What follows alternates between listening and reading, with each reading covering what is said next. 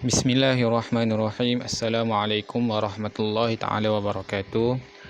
Alhamdulillahirabbil alamin wa bihi nasta'in wassalatu wassalamu ala asyrafil anbiya'i wal mursalin wa ala alihi wa sahbihi ajma'in.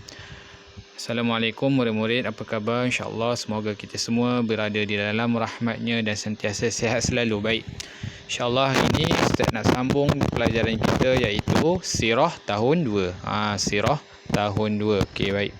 Jadi hari ini kita dah masuk ke dalam unit yang ke-7 iaitu Nabi Muhammad sallallahu alaihi wasallam berniaga ke Syam. Nabi Muhammad sallallahu alaihi wasallam berniaga ke Syam. Jadi murid-murid boleh rujuk dan tengok muka surat 32. Tengok muka surat 32. Okey, baik. Jadi Ustaz akan baca secara ringkaslah tajuk yang dia ceritakan di sini. Jadi ketika Nabi berumur 12 tahun, bapa saudaranya iaitu Abu Talib nak pergi ke Syam untuk berniaga. Jadi Nabi Muhammad pada waktu ni nak ikut Abu Talib iaitu bapa saudaranya pergi ke Syam. Tapi Abu Talib pada awalnya dia menolak. Dia tak mahu bawa Nabi Muhammad sallallahu alaihi wasallam untuk ikut dia pergi ke Syam kerana pada waktu tu Nabi Muhammad kecil lagi. Umur 12 tahun, nak kena tempuh perjalanan yang jauh. Dan juga perjalanan di padang pasir yang kering kontang, tak ada air, tak ada apa-apa, padang pasir kosong je. Sebab tu Abu Talib berat hati untuk membawa Nabi Muhammad sallallahu alaihi wasallam pergi ke Syam. Okey, baik.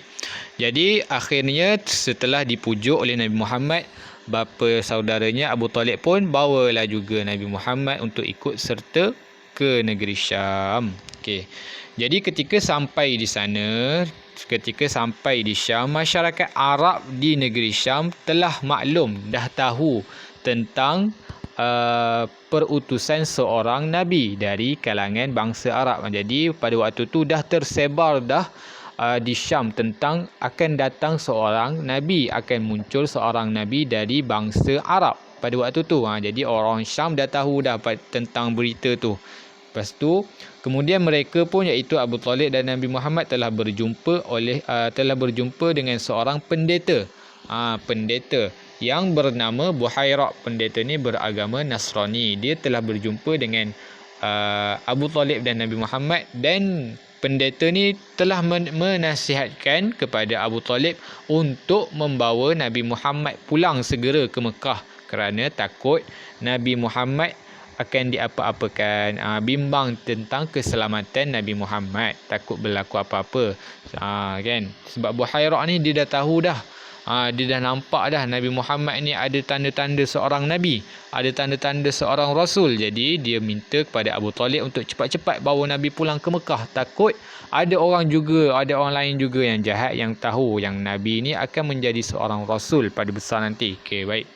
Jadi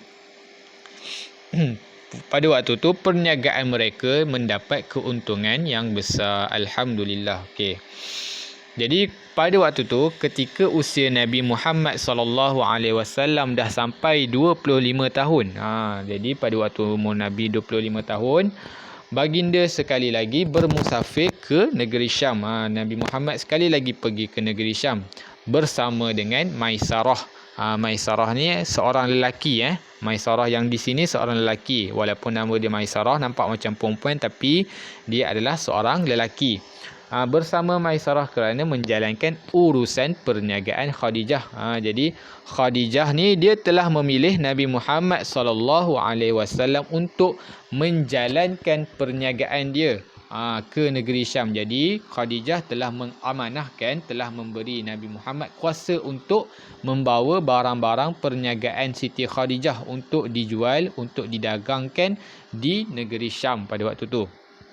Jadi sebab-sebab Khadijah pilih Nabi Muhammad adalah kerana kejujuran, budi pekerti mulia dan sifat amanah baginda. Jadi Nabi Muhammad sallallahu alaihi wasallam pada waktu ni sudah terkenal dengan sifat jujur, sifat amanah dan sifat yang baik hati pada waktu tu. Orang semua dah kenal yang Nabi Muhammad ni adalah seorang yang amanah, Nabi Muhammad adalah seorang yang jujur, bercakap benar, tidak menipu dan macam-macam lagi sifat yang baik. Jadi perniagaan tersebut mendapat keuntungan yang berlipat ganda. Jadi perniagaan Nabi Muhammad SAW pada waktu tu habis dijual, maknanya berlipat-lipat ganda mendapat keuntungan.